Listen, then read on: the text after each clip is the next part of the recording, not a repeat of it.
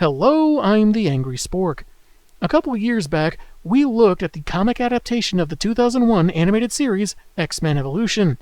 For the unfamiliar, it was a new twist on our Merry Mutants, with most of the recognizable cast members being in high school, trying to control their powers in a world that didn't really know mutants existed. Issues 1 through 3 of the comic were basically prequels to the show, delving into how Xavier met Wolverine and Storm, founding the X-Men, recruiting Scott Summers, and then Jean Grey. Today, I'm taking issue with the first installment of the series that takes place after the core team had been firmly established in the show. Let's crack open X-Men Evolution number 4 and see if this comic makes us want to turn the page or turn our heads.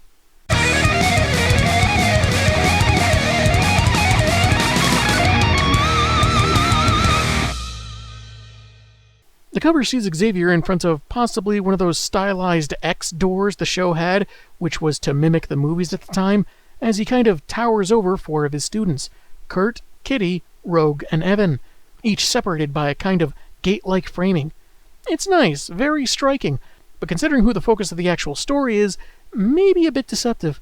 Written by Devin Grayson, with art by Udon, Longvo, Charles Park, and Saka of Studio XD, we begin with a splash page of Kurt Wagner being burned at the stake by villagers. Next time, he'll remember to put his phone on silent in the movie theater. This is actually a nightmare he's woken from when Scott tells him it's time for school. Kurt's a little out of sorts, having to be reminded to get his image inducer, which is disguised as a wristwatch, so he can holographically pass as a typical human. Or are you planning on spending the day at Bayville High lobbying to be the new team mascot? The school board decided to go with the Fighting Dark Elves over the Bobcats. Feels like fate, to be honest. He also slips up by initially calling him Cyclops, despite Summers being in civilian clothes, which he blames on a long night. Scott simply reminds him that the world isn't ready to know about mutant kind just yet, and they'll need to keep their identities secret in order to do any good as X-Men. Though if you saw my previous reviews, the series had already differentiated itself from the cartoon in that regard, with mutants being spoken about by regular people a few times, so the continuity suddenly feels a tad shaky. Seriously, did they not send the writer a memo? Though a detail here that's also in the show, which I always liked, was how in Kurt's hollow form, his fingers are represented like his natural ones, making it appear as if his 4 fingers on each hand are kind of always stuck together for some reason, adding a hint of realistic limitations to the sci-fi tech. And in a pinch, he can always say he's a huge Star Trek nerd and wants people to live long and prosper. He's even got pointed ears, so it works, people! I suppose by the transitive property, I too must be Vulcan as a motherfucker. Yeah, logic. As the others gather to head out, Kurt brings up an interesting point, asking why Rogue's name is the same regardless of what she's wearing, to which Scott says it's the same reason Jean is always Jean. Thanks, boys. You've been of absolutely no help. That doesn't really clear anything up, for us or the elf, when Kitty gets absorbed in the conversation, asking if she could change her code name if she wanted. It's just out of curiosity, since she does like Shadowcat, which she was called exactly once throughout the 4-season run of the show, which is a shame because it's a legitimately cool moniker. Herding teenagers seems rather exhausting for Scott, as Rogue, finally getting her gloves, emerges from a room and asks if she could somehow avoid her first class. How many new students does Professor X want to take on? Better question, why is one of the students put in charge of getting them up instead of one of the in-house mentors? You'd think the answer would be to teach Scott leadership, but no.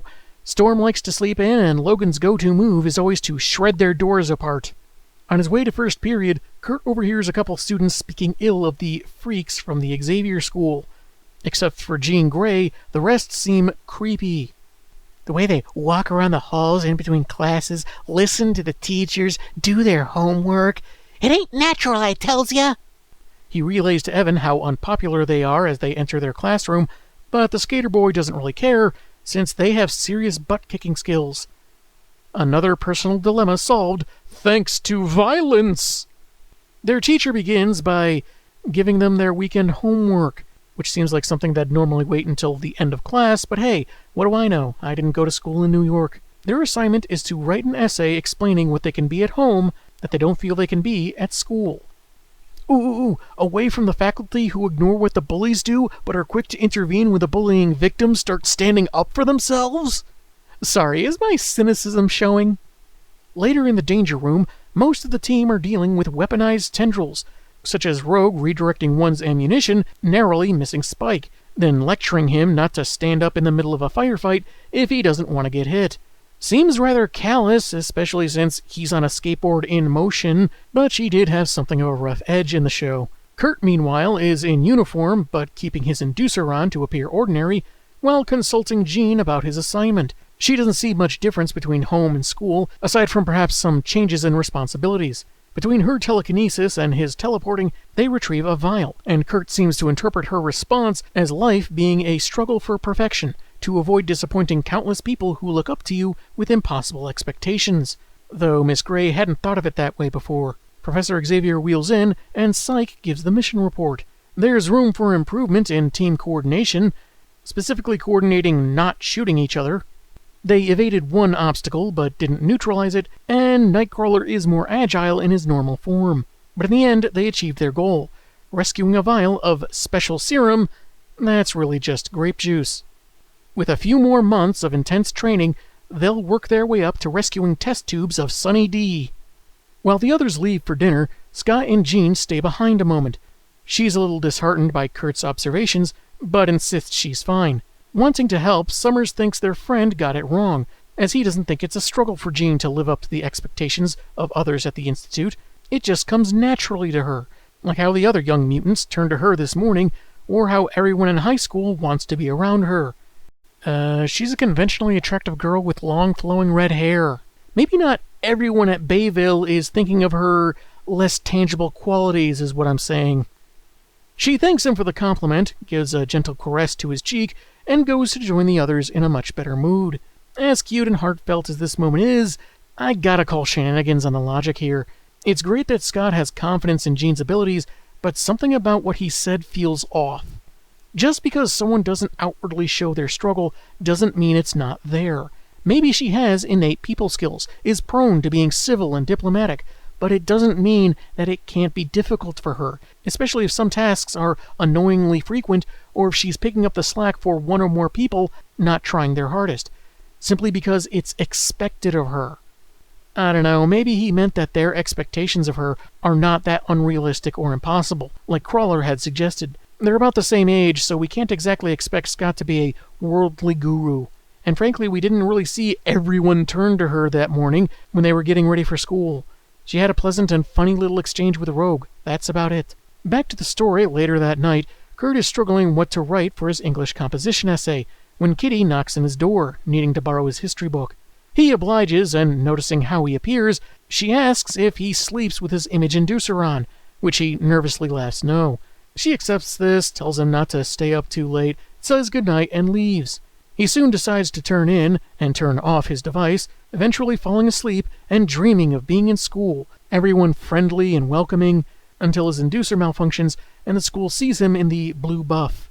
Naked. His backside is cleverly distorted by his tail and inducer static, but I'm still censoring it in case you two would have a problem with it otherwise. Anyway, the teens all laugh and presumably start chasing him, leading Wagner to wake up, turn his machine back on, and lie back to sleep. His next dream will be working in retail, at which point he'll wish he was being hunted by a mob again. The next morning, the students are in yoga class, taught by Aurora and Logan, as Rogue has trouble with the tree stance. Kurt suggests she imagines she's hiding from someone by pretending to be a tree. And just what kind of moron would I have to be hiding from that he might mistake me for a tree? I mean, I could give you a list ranging from terrible writers to performatively angry podcasters who don't know what they're talking about and don't care, but my episodes are long enough as it is. When Crawler slips and Rogue laughs that even an acrobat had trouble with the stance, he snipes back that he could hide if he wanted to, which creates a kind of awkward moment until the professor shows up to have a private chat with the German teenager. Charles has noticed his behavior lately and admits to sensing his nightmares, since psychic disturbances can sometimes be difficult to not detect, though I would never deliberately invade your thoughts without permission. My Universe 616 counterpart, that's a toss-up. Kurt's certain the bad dreams will pass, but Chuck tells him that, while they persist, he's always available to talk about them, or anything, and Kurt needn't go through his change to living in the mansion alone. That's precisely why we're all here together. Well, that and the massive tax write-off I get per student, you have no idea. When Monday morning rolls around, the gang has, for whatever reason, left Kitty and Kurt behind, and a certain someone didn't exactly get around to finishing his essay. Kind of oddly unprompted, Pride mentions how, when first arriving at the Xavier Institute, she was rather intimidated by how amazing her fellow X-Men were, and preferred being at public school, where she felt more competent. However, over time, she's grown to enjoy being around people she can look up to, having so much to learn, and feels it makes her a better person. What I think makes her a better person is how, unlike the first season of the show, this comic doesn't have her use like as a filler word 7 times per sentence. They catch the attention of some local street punks, and the transition gets a little jarring, where they're behind them at first, and suddenly encircling the pair on the next page in the first panel. Weird. Kurt tells Kitty to run, but she doesn't intend on leaving him alone. They're ridiculed as freshmen, but our young Shadowcat bravely clarifies that her friend is a sophomore, though the bubble is misattributed to one of the goons, so it's like one of them recognized he was a year older for some reason. Also weird. One tugs on Kitty's backpack while she still refuses to leave. Another pulls a knife. So finally having had enough, "I said, leave us alone!"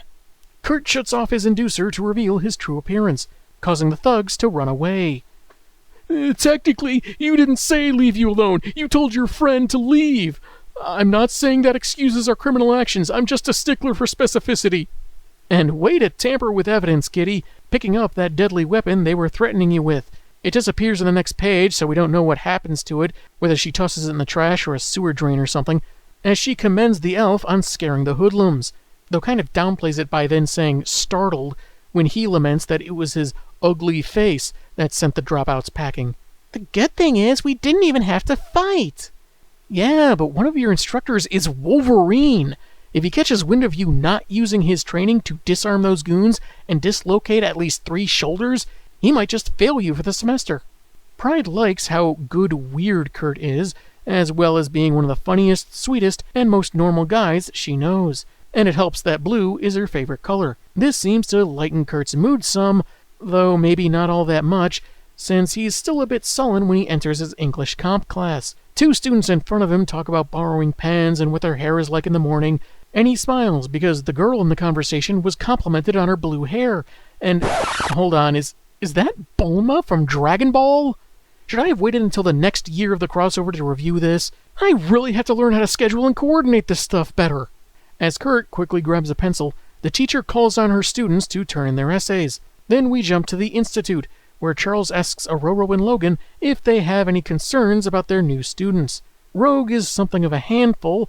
Evan is talented and confident, but perhaps distracted by wanting to enjoy his youth, though they see no problems with Kitty. Then the two share confused expressions, as Chuck mentions Kurt's had plenty of time to settle in, like they don't know what he's talking about. His dialogue kind of trails off with ellipses, seeming to suggest it would be elaborated upon on the next page, but it doesn't, as we go back to Bayville High when first period is let out. Kurt's teacher, Miss Vasquez, takes him aside for a moment, saying that if he's feeling depressed or sad, he can express those feelings at school if he wants to talk. He appreciates the concern and insists he's fine, but she asks if he's sure, presenting his essay about what he can be at home that he can't be at school. Just one handwritten word. Blue. Though I gotta wonder, why is it stapled? He only had 1 sheet earlier and only ended up writing 1 thing. Did he attach a second piece of paper over the weekend in hopes that it would motivate him to get writing? Or did Miss Vasquez staple it to a notice on the back saying 1 word does not an essay make? You fail. Scott pokes his head in, needing to talk to Kurt when he's available, since they've got a message from the professor. And the comic ends on a much happier Mr. Wagner telling the teacher he really is fine as he goes to join his friends, waving his Vulcan hand sign. Live long and prosper. Don't you give me that sarcastic Vulcan salute! They're gonna have to get their homework for a couple of classes, because they have to go fight a supervillain with the mutant power to weaponize pigeons. That was X-Men Evolution number 4. It has a good message about self-acceptance, though I'm wondering if how that journey is relayed to us might be a skosh too subtle and mistaken for being less focused than it is. It can seem at first like not a lot is getting through to Kurt until a girl in his class was complimented on her hair, which suddenly makes him feel better. It's not that the building blocks to improving his self-esteem aren't there, or are even structured poorly, only that a lot lies in interpretation. More than I would have expected given how straightforward the previous issues of this title were. That and the cartoon's messaging wasn't always the most inconspicuous as I recall. Obviously, our boy's been struggling with anxiety about being found out. Maybe that first nightmare we saw him have was just that, his imagination positing a worst-case scenario. But it also could have been a memory, that before coming to America, he was discovered and nearly killed over his appearance. Either way, Scott's remark that they can do more good with secret identities for now could understandably encourage his increased reliance on his image inducer. The back and forth about codenames could have just been a fun, tongue-in-cheek reference to how Jean never had an alias while in uniform, and Rogue always went by a nickname out in public, such as in school, and neither really gets explained.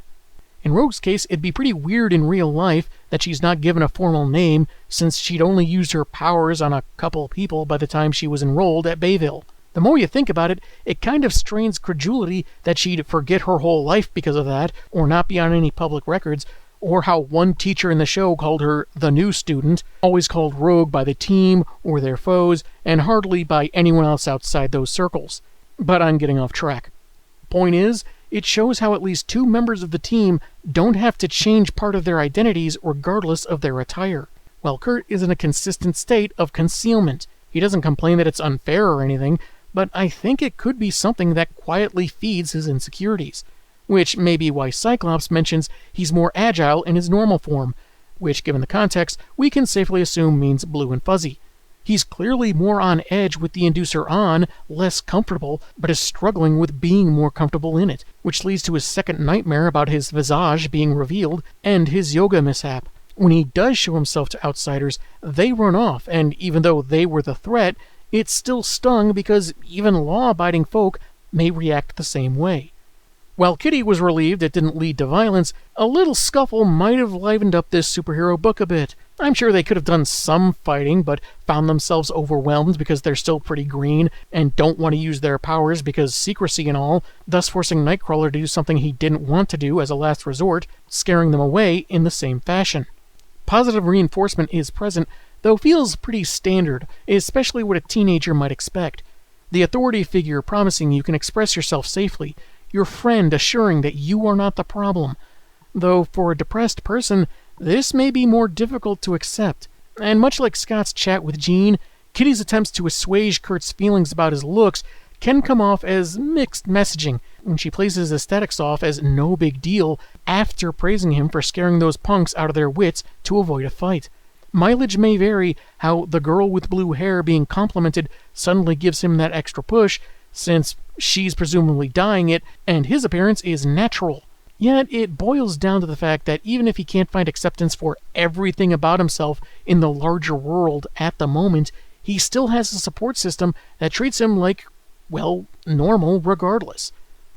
Even if not all the X-Men need hologram watches, they're a found family of outcasts preparing for a larger challenge ahead.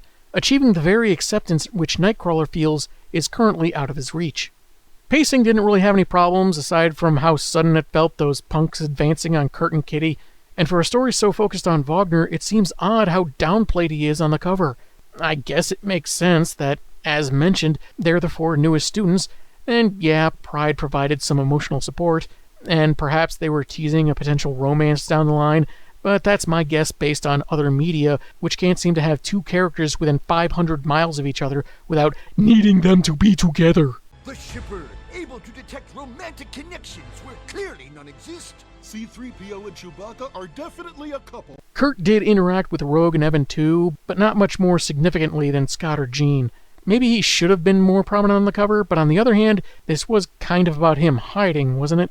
The art is consistent with the first three issues. Still very good, they really nail the effect of the image inducer, but I did notice a few more peculiarities this time. Mostly with faces, like the blue-haired girl seeming to lose her nose in profile, which then makes the light fixture in the back look like her nose had suddenly gotten longer and narrow like Pinocchio, wearing one of those creepy face masks with very thin eye holes and a carved smile. A couple angles where Kurt looks pretty different, more akin to a young Wolverine in this style. And Kitty's expression here seems really odd to me, almost vacant as if in a daze. And for some reason, she's also, larger than in the rest of the story. I'd say puberty was inordinately kind to you. Not sure why, since she's supposed to be around 14 here, so maybe it was some manner of oversight, or perhaps a bit of that manga influence. It's a fine interpersonal story to ponder about someone struggling with how they look, and how letting it get to them can affect others, or be alleviated by them, if they're willing. It may not be perfect, kinda bungles its continuity a bit, but it's not bad and has good intentions. Not a lot of action for a story with superpowered teens, though you can imagine teen readers can still find something to identify with. I'm the Angry Spork, and man, have I got issues.